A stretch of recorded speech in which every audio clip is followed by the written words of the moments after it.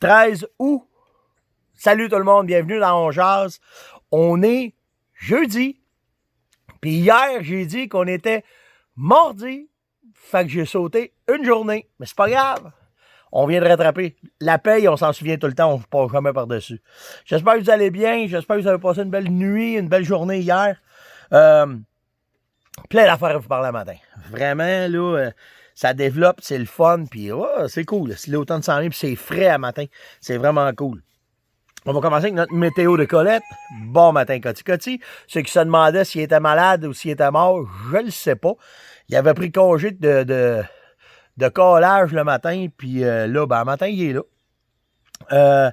La météo, il fait un gros 15 degrés ici ce matin dans Laurentides. On annonce un beau 27 avec beaucoup de soleil. Fait que ça va être une belle journée.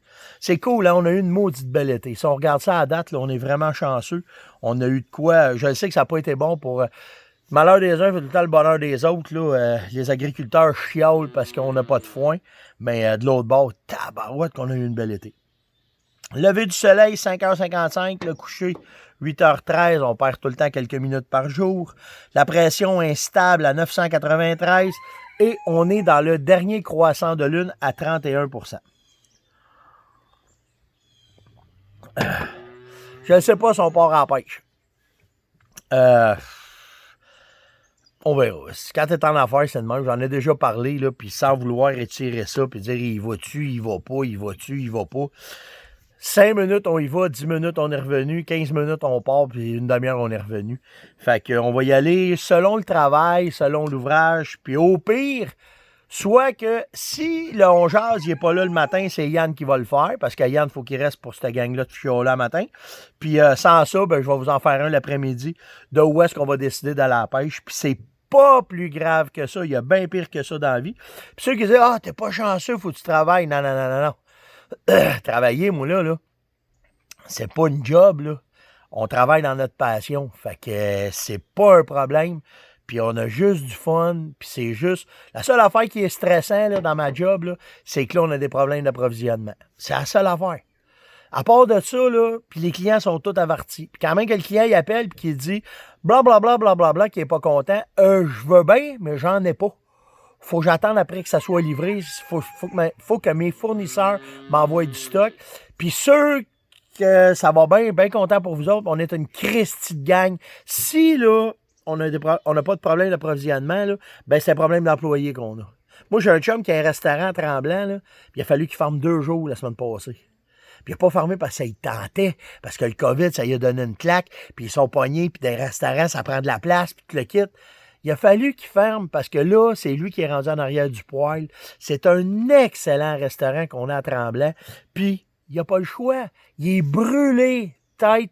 Puis c'est le problème des entrepreneurs. Ça a l'air de rien. Je suis chanceux parce que toute ma gang, on est tous passionnés.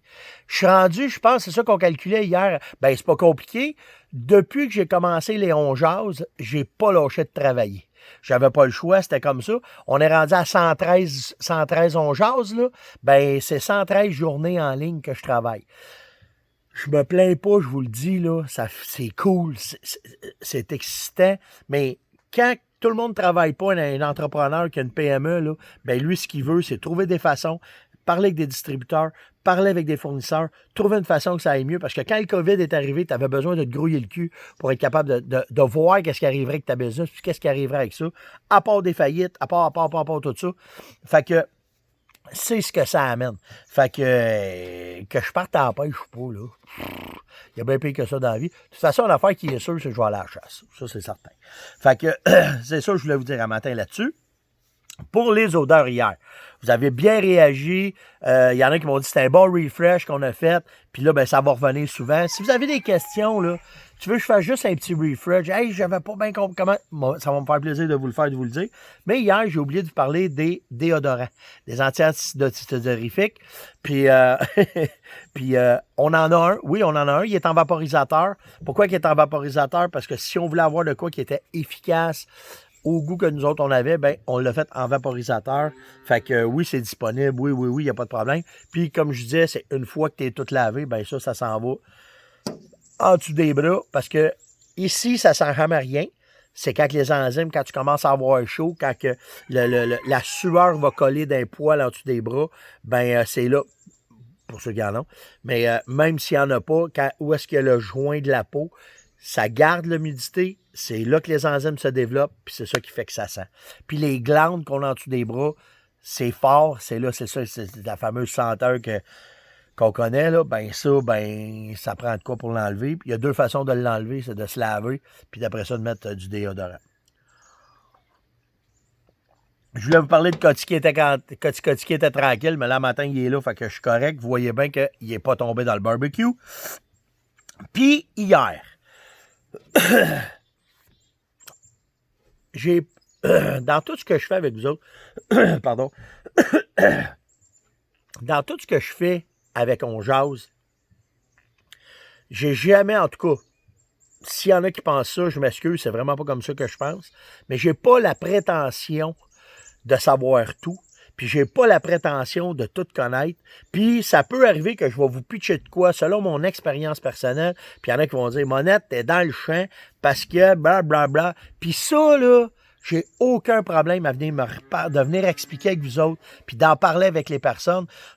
Par exemple, tu as besoin de me le prouver en esti. Si tu viens me dire que j'ai pas raison, puis que moi, je l'ai vécu sur le terrain, puis que tu me dis que t'as besoin d'avoir des estiques de bons arguments pour venir me changer les idées. Sauf que, oui, je vais tenir mon point, mais je suis assez intelligent pour comprendre que si ton point il y a de l'allure, je vais le comprendre, puis peut-être que je vais le tester, ou bien, je vais, en tout cas, OK, je suis pas le messie, puis je suis pas personne. Moi, là, ma nature, là, elle m'a remis à ma place plus qu'une fois. Parce que, tu sais, quand t'es coq, là, t'arrives dans la trentaine, à quarantaine, ça se place, là. Mais quand t'arrives dans la trentaine, fin trentaine, là, tu penses que tu sais tout, t'as tout vu, puis t'es tout pareil. On dirait que c'est une deuxième passe d'adolescence, ça, là. Ben, quand moi, je pensais que je savais tout, puis que je faisais tout, puis que je prouvais tout, là, ben, même ma nature m'a remis à ma place bien plus souvent qu'à mon tour pour me dire, hey, c'est pas comme ça que ça se passe. Tu penses que le chevreuil va faire ça de même, bien, regarde, moi te le montrer, puis le faire de même. Alors, j'ai pas la prétention de penser tout ce que je sais. Ce que je vous transmets, c'est seulement que mes connaissances avec ce que je sais. C'est tout. Bon, ça fait que mon pick-up le matin. OK. Donc, pour ce qui est des armes, moi, j'aime le calibre 308, le calibre 300 WSM. Pourquoi? Ben parce que je voulais avoir deux calibres chez nous, un pour faire du prédateur, puis un pour faire du gros gibier. Puis quand j'ai regardé les munitions, comment je voulais faire ça, comment ci, comment ça, ben la meilleure affaire que j'ai trouvée, c'était vraiment, pour moi, de la 308 et de la 300 WSM, point à la ligne. C'est pas que les autres calibres sont pas bons, c'est pas que si... Tous les calibres sont bons, puis c'est ça que je veux vous montrer à matin.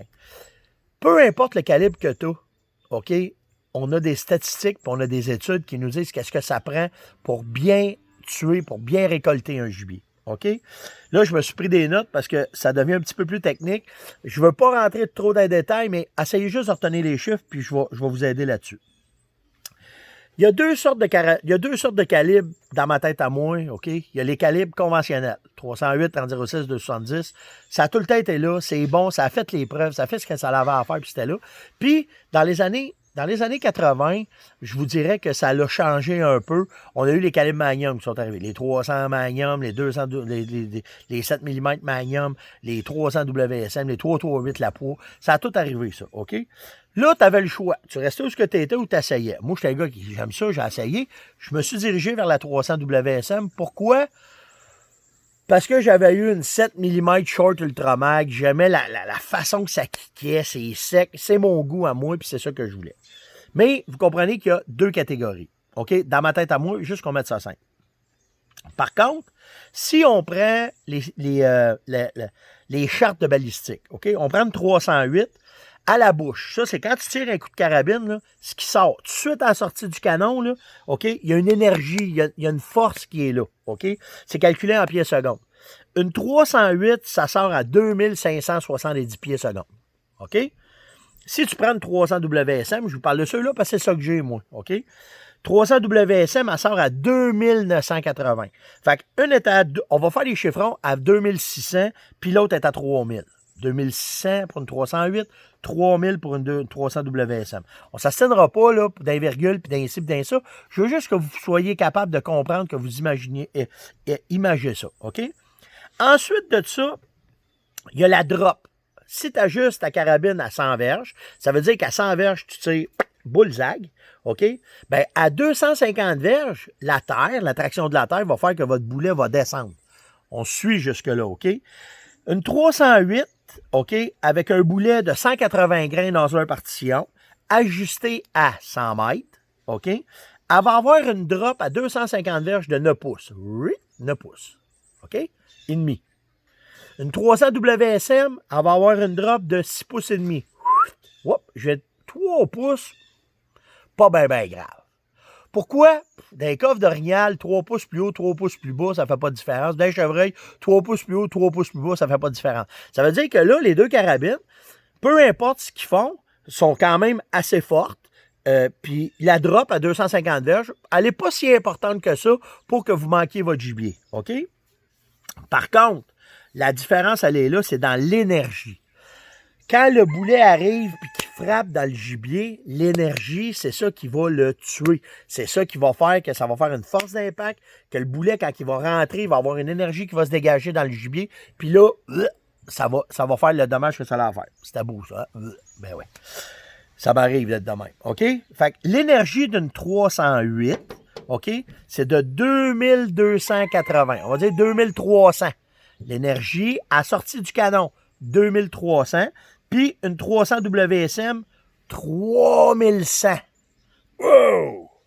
Là, ça veut dire que quand ça rentre dans le gibier, là, t'en as une qui est à 2300, OK? Puis il y en a une qui va arriver, elle va être à 3100. Fait que vous imaginez la force d'impact que là, les deux calibres peuvent avoir de différence. Par contre, si on prend, ça c'est tout le temps sorti de la bouche. C'est rare, tu vas le tirer, il va être au bout de ton canon, là.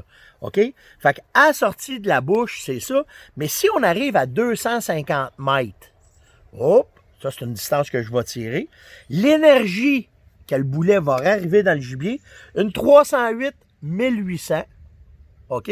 Puis une 300 WSM 2500. Fait qu'il y a encore du pouvoir là, dans le gros calibre. Mais la question qui tue, même si la 300 WSM, elle est bien plus forte que la 308, OK? Puis qu'elle va probablement faire bien plus de dommages qu'une 308, ça prend quoi pour tuer un gibier? C'est quoi le minimum que ça prend pour que quand que le boulet va arriver dedans, que ça va tuer le gibier? C'est ça la question qu'on a besoin de savoir comme chasseur. Que tout ce que je vous ai dit comme chiffre, là, on s'en fout. Ce qu'on veut, c'est quand le boulet va partir et qu'il va arriver dans le gibier, là, vous allez avoir un bon boulet, que l'expansion va bien se faire, qui ne passera pas bord en bord comme une flèche, que l'énergie va rentrer dedans et ça va faire bouffe. Bien, le minimum d'énergie que ça prend pour tuer un orignal, un chevreuil puis un ours, c'est 1500. Fait que ça veut dire que ma 308 à 250 verges, qui dégage 1800, elle devrait faire la job, parce que ça prend 1500 minimum. Ça veut dire que ma 200 WSM à 2500, j'ai de la marge en masse. Où ce que ça va faire la différence, c'est même que j'arrive à 500 verges, puis à 600 verges, parce que là, je me suis pas rendu jusque-là. Mais, rendu là, à 500 verges, 600 verges, peut-être que la 300, ben pas peut-être, la 308 va être en bas de 1500, puis la 300 WSM va rester en haut de 1500.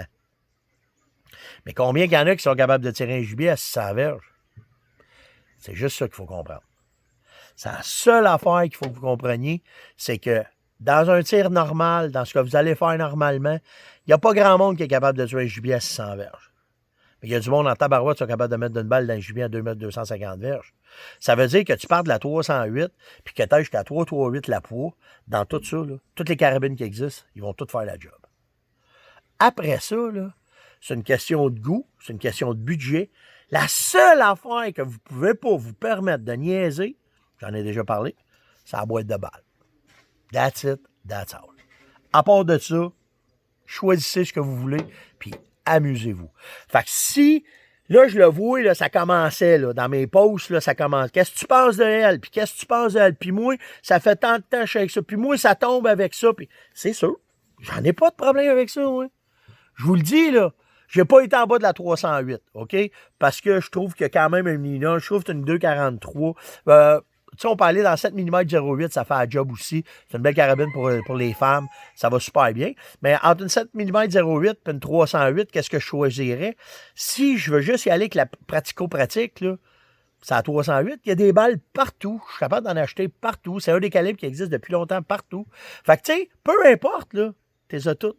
Mais peu importe la carabine que vous allez décider d'acheter, après ça, c'est une question de budget, une question de goût.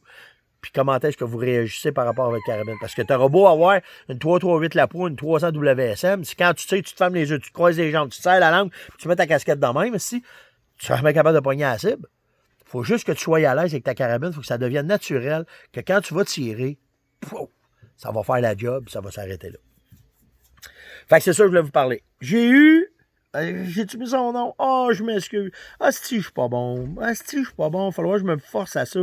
Hier, j'ai quelqu'un qui m'a écrit, j'ai parlé des caches, pas des caches, des stands, comment installer un stand. J'aime mieux les stands. Puis là, il m'a donné, il y en a un qui m'a écrit, il m'a dit, ouais, c'est bien beau, là, ton affaire, là, mais moi, là, je chasse une cache farmée. Moi, là, j'ai un condo magnon, comme ils disent, OK? J'ai une grosse cache, 6x6, divan, télé satellite, ma boîte, mon frigidaire, ma toilette là-dedans. Comment je fais pour contrôler mes odeurs avec ça, Steph? Qu'est-ce que je fais? C'est bien beau de toi, là, t'es arrangé comme un singe, un arbre, c'est dans ta plateforme de 12x12.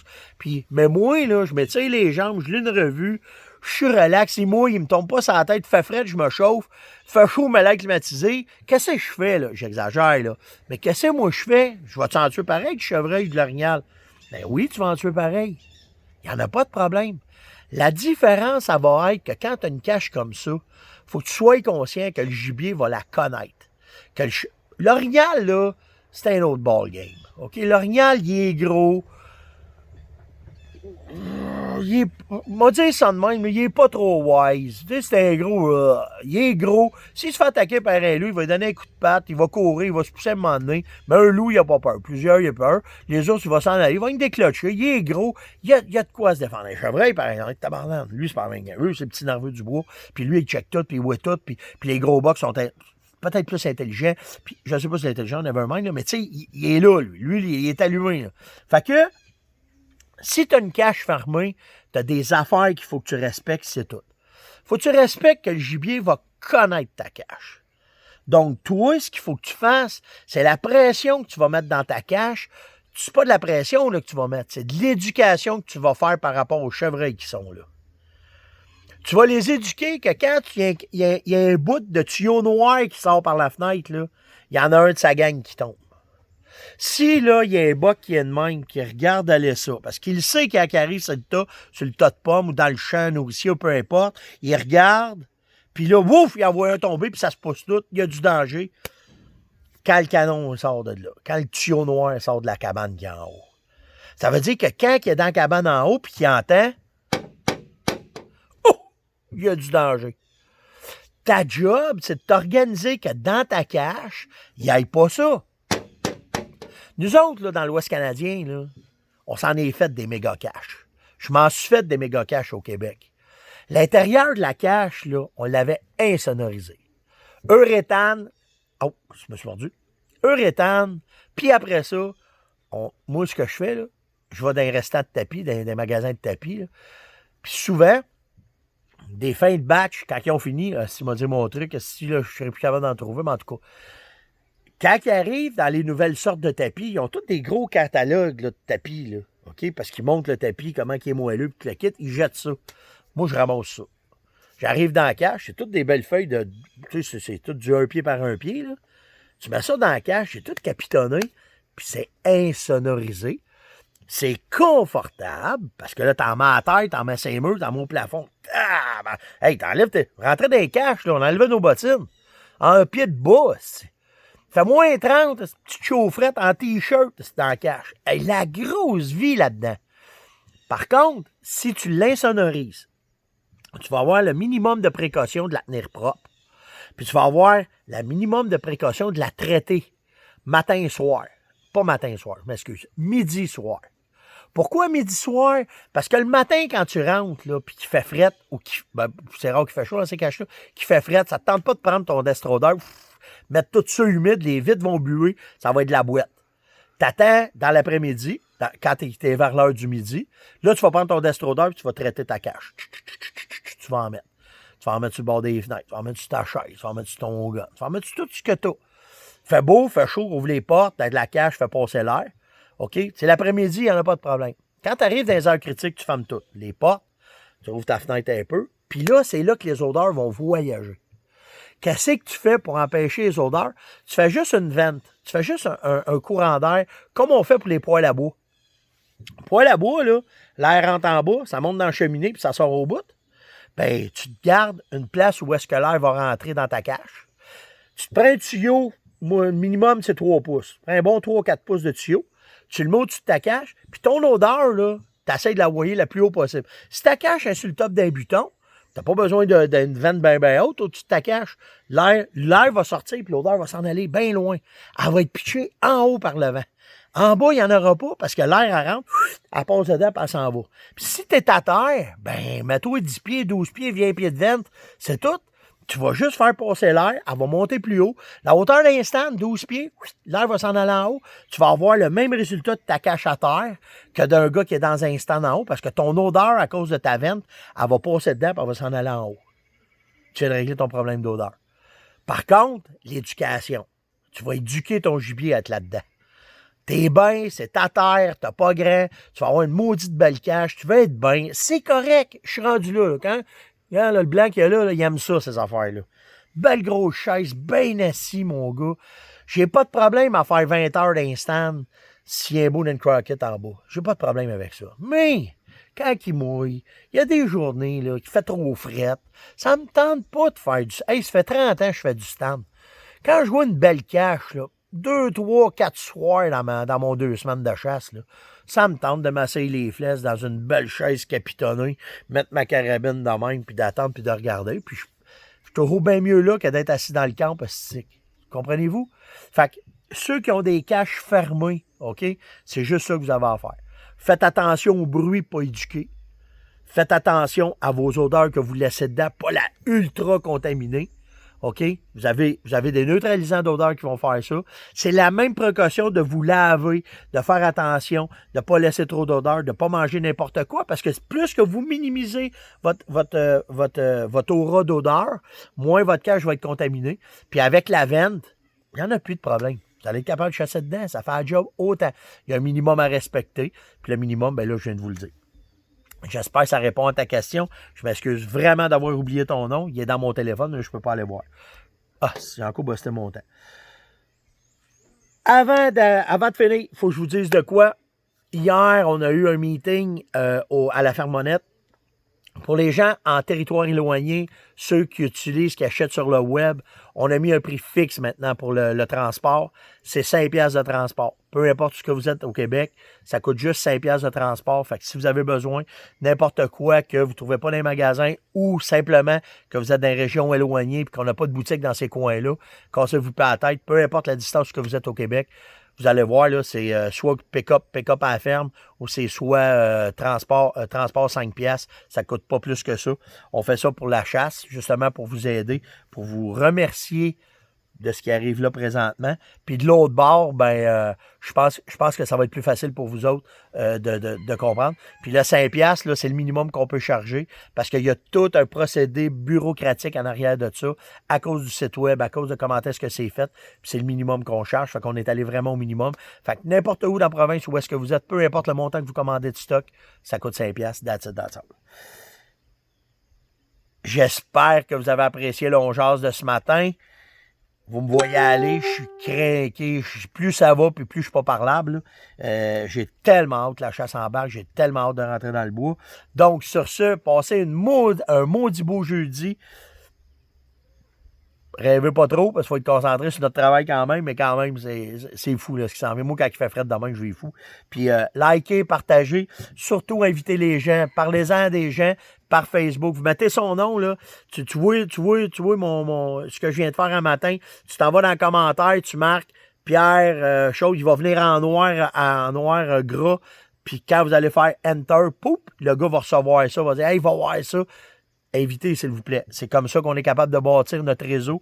Puis c'est comme ça que c'est notre paye à tous les matins, mais surtout les likes. Ah, si que c'est le fun quand vous me faites un like, je capote là-dessus. C'est encourageant, c'est stimulant, puis il y a plein de belles affaires qui s'en viennent. Je vous le dis, ça lâche pas d'aller bien. Passez une belle journée. On se voit demain, tout le monde. Ciao.